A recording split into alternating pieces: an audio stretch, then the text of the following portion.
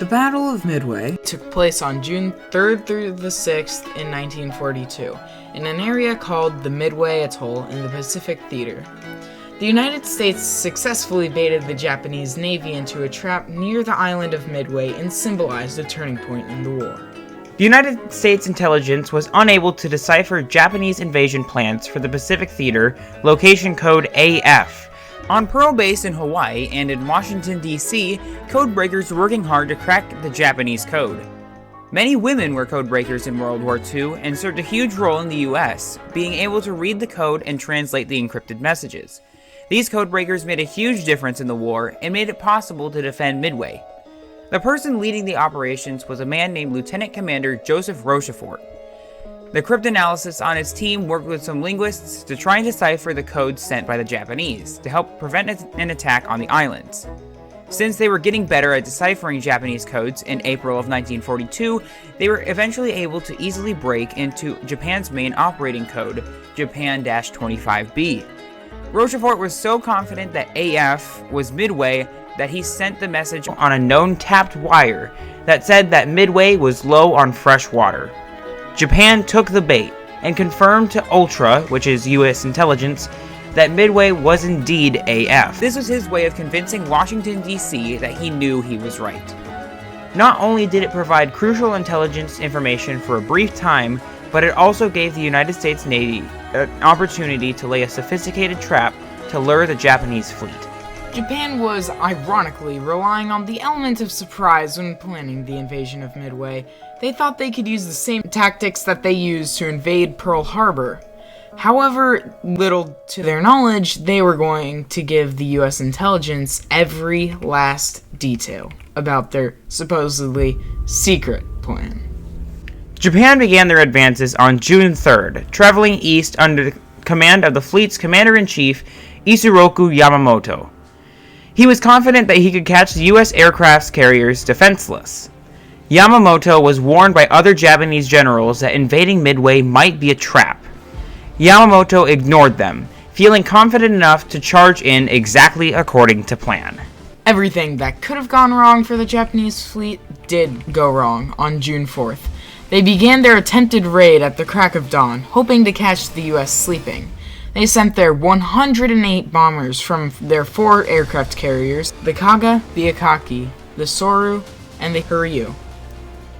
At 7:10 a.m., the Japanese first carriers striking the Air Force came into contact with the first wave of American bombers under the control of U.S. Admiral Chester Nimitz.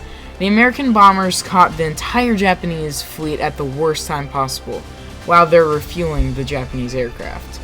By 10:25 a.m., 3 of the 4 Japanese carriers were either sunk or scuttled, with the 4th, Hiryu, attempting to escape.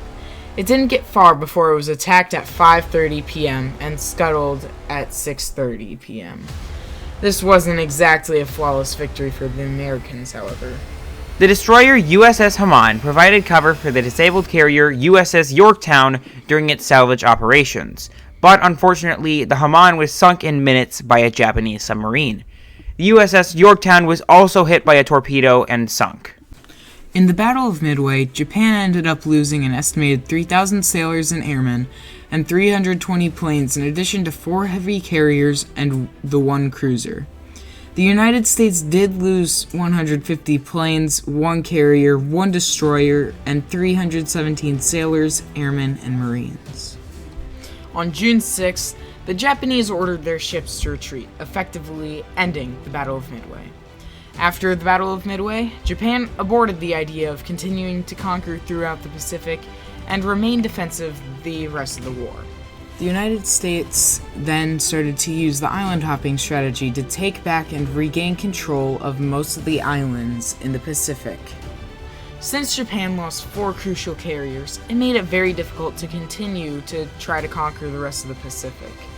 Midway also allowed for the U.S. to advance in Japanese code breaking, making it easier for the United States to see what major attacks they were planning. The destruction of the attack on Pearl Harbor ended up being partially equalized by the Battle of Midway. The United States did end up losing 1 aircraft carrier, but it was almost nothing compared to what Japan lost in the Battle of Midway. The reason why Midway was such a turning point in both the war and history itself is because it allowed the United States to advance in code breaking and naval strategy, as well as putting Japan on the defensive for the rest of the war. The battle also proved that code breaking was key to any sort of naval battle, and it would set a precedent for the rest of the war and every single naval battle going forwards. It also made incredible strides in diversity and allowing women and indigenous peoples into helping the United States in more ways than what was previously allowed. The United States was able to use the island hopping strategy to their advantage for the rest of the war without having to worry that Japan would fight back by trying to retake islands. Once the United States took the islands, Japan was not going to try and take them back. Midway was able to change the course of the war and subsequently history itself just by proving that the resiliency of the United States was great enough to make it a world superpower.